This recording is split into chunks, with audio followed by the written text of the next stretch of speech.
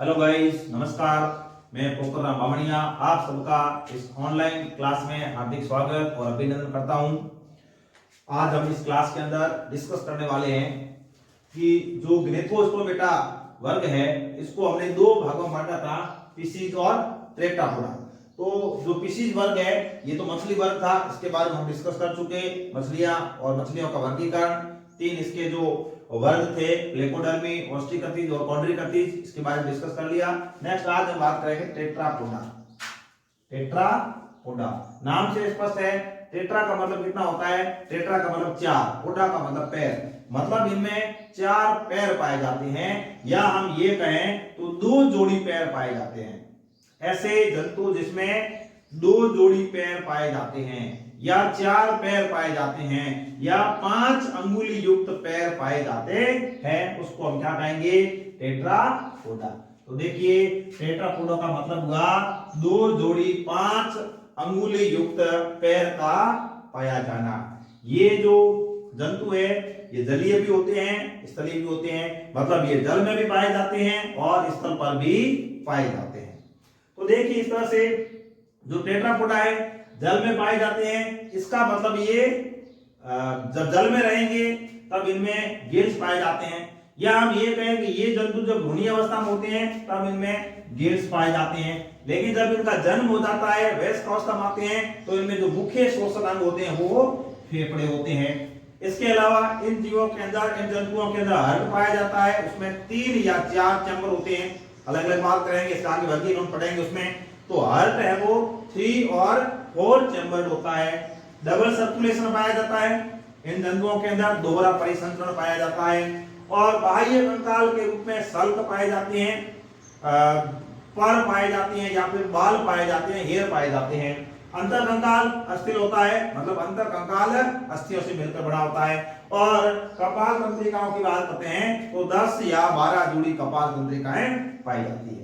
तो ये जो टेट्रापोडा है, जो इसको हिंदी में कहेंगे चतुष्पादी। क्या कहेंगे, चतुष्पादी। इसका यदि हम आगे वर्गीकरण करें तो इसको आगे 4 वर्गों में बांटा गया है, और ये 4 वर्ग बहुत इंपॉर्टेंट है। सबसे पहले आता है एम्फीबिया।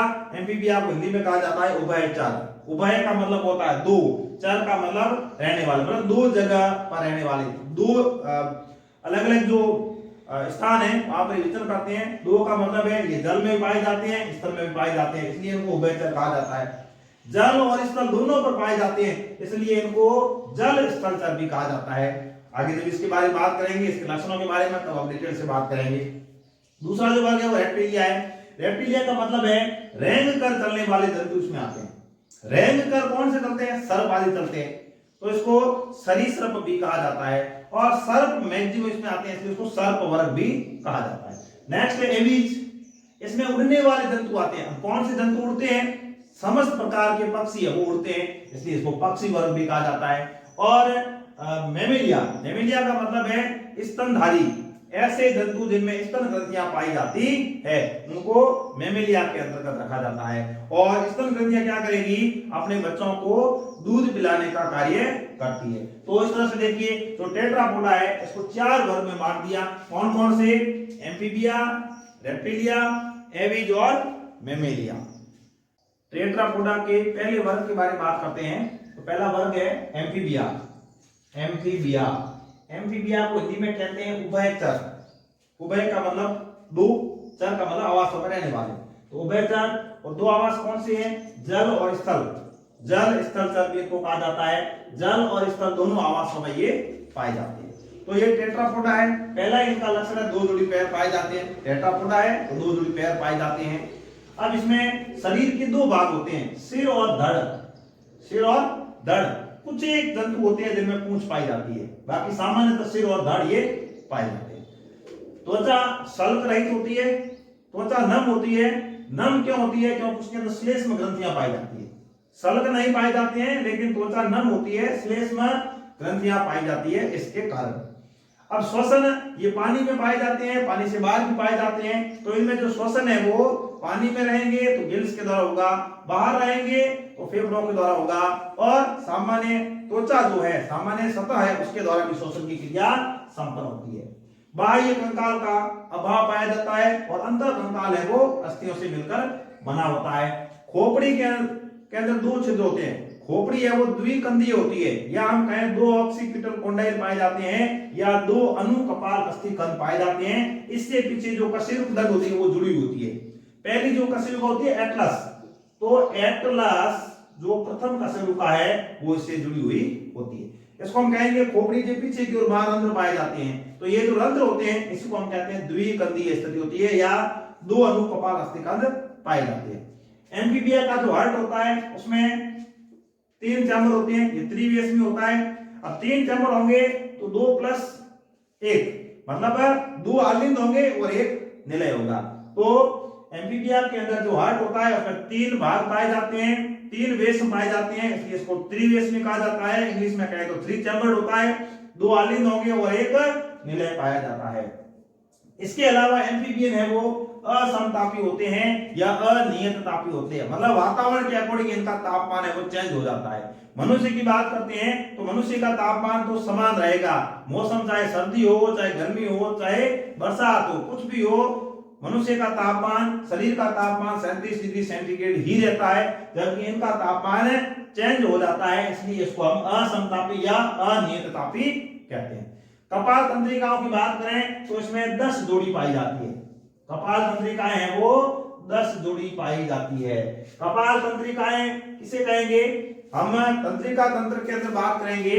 तंत्रिका तंत्र को जैसे मान लो केंद्रीय तंत्रिका तंत्र है तो उसमें मस्तिष्क और मेरुरज्जु आते हैं। फिर परिधीय तंत्रिका तंत्र है, उसमें विभिन्न प्रकार की तंत्रिकाएं आती है। तो जो मस्तिष्क से निकलती है वो होती है कपाल तंत्रिकाएं, और जो मेरुरज्जु से निकलती है उसको मेरु तंत्रिकाएं कहा जाता है। तो इसका मतलब ये हुआ कि जो एम्फीबिया है या उभयचर है उसके अंदर मस्तिष्क से निकलने वाली तंत्रिकाएं कितनी होती है?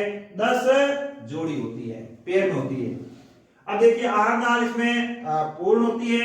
आहार नाल का जो अंतिम भाग होता है वो अवस्कर कहलाता है, और यही जो अवस्कर है इसमें मूत्रवाहिनी और अंडवाहिनी ये भी अवस्कर के अंदर ही होती है।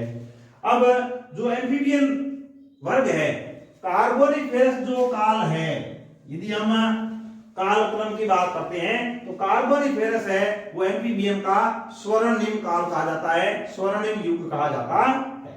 और ये एम्फीबियन है प्रथम कॉर्डेट है जो भूमि के ऊपर पाए जाते हैं। इससे पहले के जो कॉर्डेट है वो सब पानी में पाए जाते हैं, लेकिन पहले कॉर्डेट है वो जमीन के ऊपर पाए जाते हैं। कौन से है? एम्फीबियन है। कौन से है? मेंढक है। इसमें सामान्यतः मेंढक आते हैं, इसलिए इसको हम मेंढक वर्ग भी कहते हैं। जो पानी में पाया जाता है और जमीन के ऊपर पाया जाता है, जल और स्थल दोनों जगह पाया जाता है, वो कौन है? मेंढक, इसलिए इसको मेंढक वर्ग भी कहा जाता है। अब मेंढक की जो त्वचा होती है इसमें ये हमने बात की श्लेष्म ग्रंथियां पाई जाती है, इस वजह से त्वचा नम होती है। लेकिन कुछ ऐसे जंतु भी होते हैं जिनकी त्वचा में विष ग्रंथियां पाई जाती है, विष ग्रंथियां पाई जाती है। उदाहरण के लिए टोड, इसको ब्यूफो भी कहा जाता है, टोड या ब्यूफो मेंढक का ही नाम है। अब मेंढक है या एम्फीबियन है, यूरिया उत्सर्जित होते हैं। यूरिया उत्सर्जन के रूप में उत्सर्जित किया जाता है। यूरिया का निर्माण करने के लिए 1 जोड़ी वृक्क पाए जाते हैं। ऐसा मनुष्य में भी होता है। मनुष्य के अंदर भी उत्सर्जन किसका होता है? यूरिया का होता है। यूरिया का उत्सर्जन होता है, इसलिए इनको यूरिया उत्सर्जित कहा जाता है। तो मेंढक जो है या जो एम्फीबियन है या जो उभयचर है उनमें किसका उत्सर्जन होता है? यूरिया का उत्सर्जन होता है। लेकिन इनका जो लार्वा होता है वो पानी में पाया जाता है, इसलिए लार्वा है वो अमोनिया का उत्सर्जन करता है। और उभयचर के अंदर लार्वा अवस्था पाई जाती है, इसे टेडपोल कहा जाता है।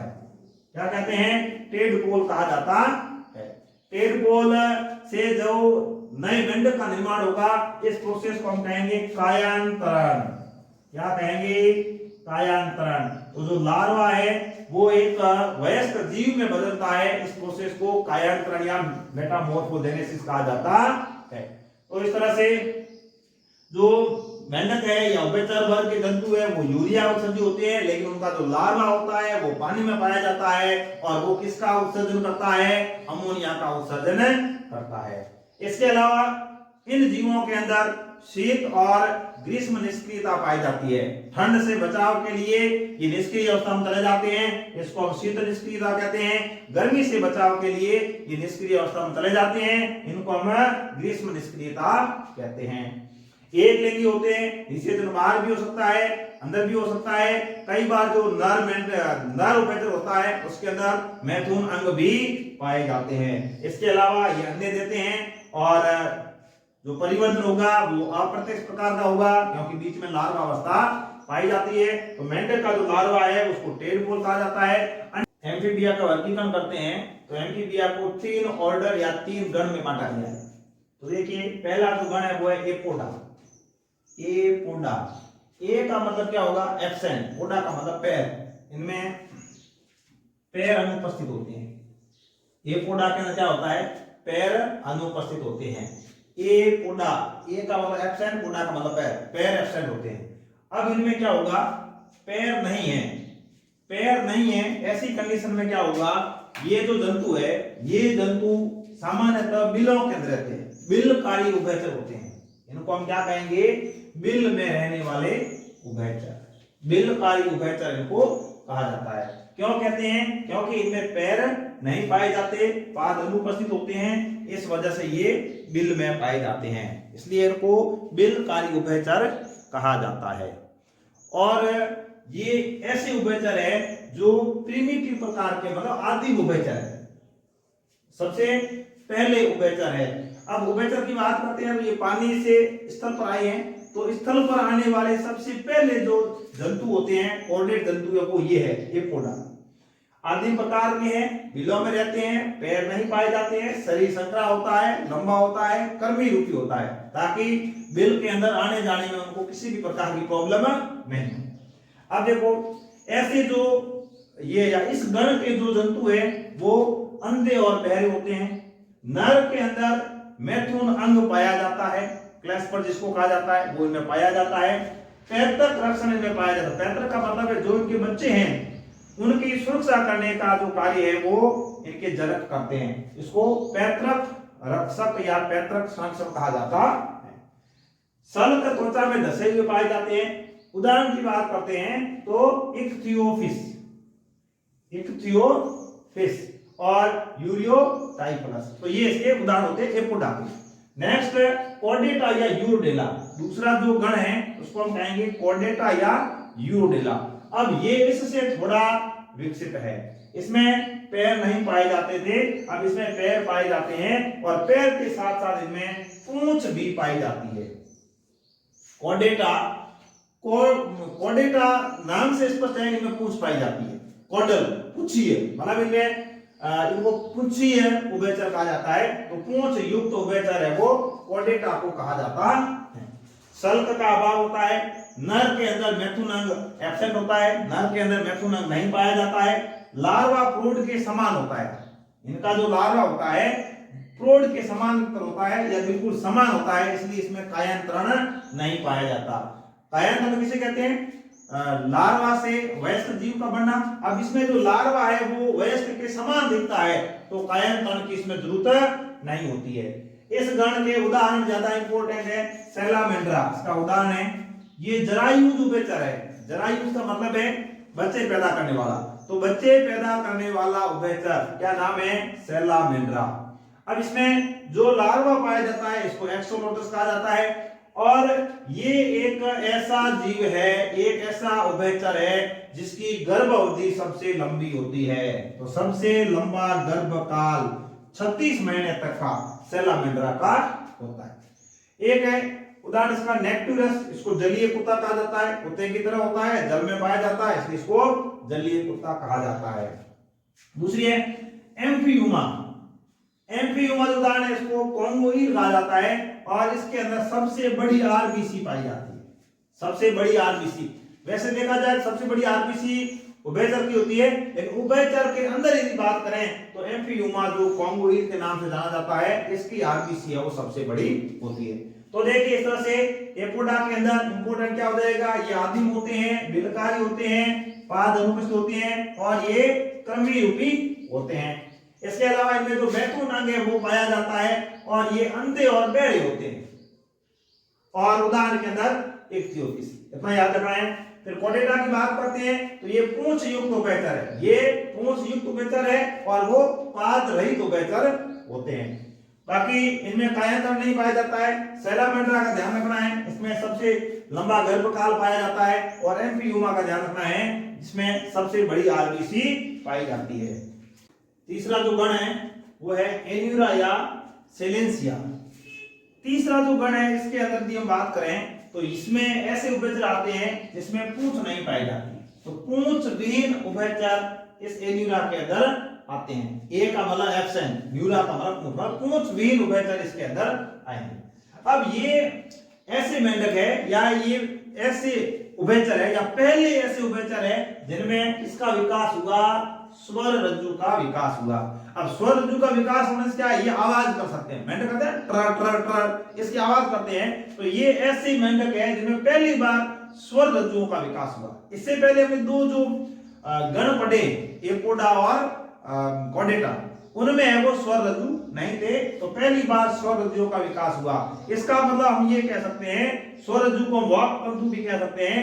जो आवाज करने वाले मेंढक होते हैं, ट्र ट्र की आवाज करने वाले मेंढक होते हैं, वो किसमें आते हैं, एन्यूरा के अंदर आते हैं, जिनमें पूंछ नहीं पाई जाती। अब ये विकसित है, मतलब इन्होंने क्या किया, विकास किया। अब इन्होंने विकास किया तो इनमें क्लोम अनुपस्थित होते हैं, क्लोम नहीं पाए जाते हैं। और गमन के लिए दो जोड़ी जो पैर पाए जाते हैं वो असमान होते हैं, मतलब छोटे और बड़े होते हैं।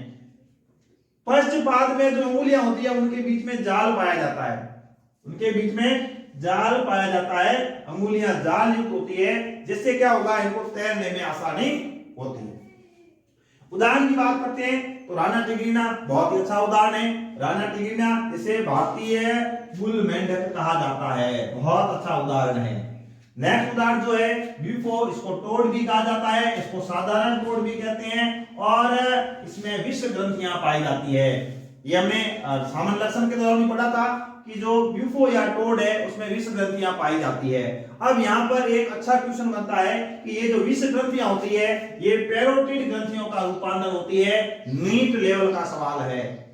ऐसे प्रश्न नीट में पूछे जा सकते हैं कि विष ग्रंथियां मेंढक के अंदर, टोड के अंदर, ब्यूफो के अंदर जो विष ग्रंथि पाई जाती है वो कौन सी ग्रंथियों का रूपांतरण है, तो पैरोटिड ग्रंथियों का रूपांतरण है। पैरोटिड को हिंदी में कहते हैं कर्ण पूर्व ग्रंथि, इसका रूपांतरण होते हैं।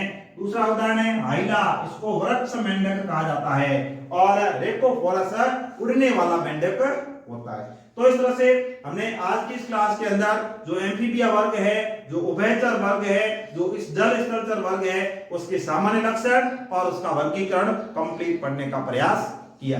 तो एनसीईआरटी जो बायो है कक्षा 11 की, उसमें मतलब उसका वर्गीकरण नहीं दे रखा है, लेकिन हमें भविष्य की सोचते हुए इसका वर्गीकरण आप आगे बीएससी में पढ़ोगे।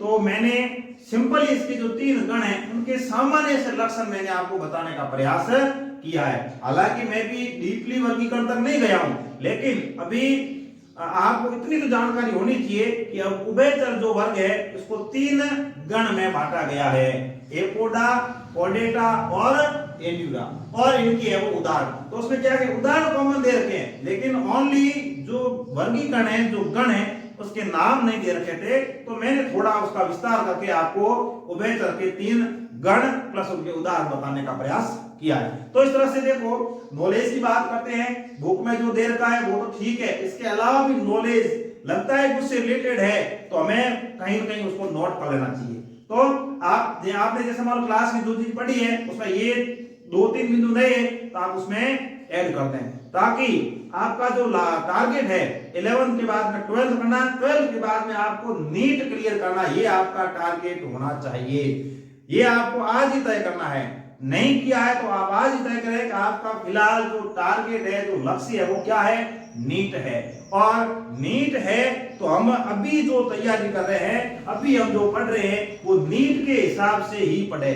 ऐसे क्वेश्चन जो नीट में आ सकते हैं उसको हम साथ में पढ़ते जाएंगे, इससे क्या होगा, हमें फायदा होगा, नुकसान कहीं नहीं है। पर जितनी ज्यादा पढ़ाई करेंगे या जो हमारा कंसेप्ट है वो कंसेप्ट क्लियर होता जाएगा, तो तो हमें निकट भविष्य में है वो इसका रिजल्ट मिलेगा और हमें फायदा होने वाला है। इस तरह से आज की क्लास में इतना ही। आप सभी को धन्यवाद। जय संविधान, जय भारत।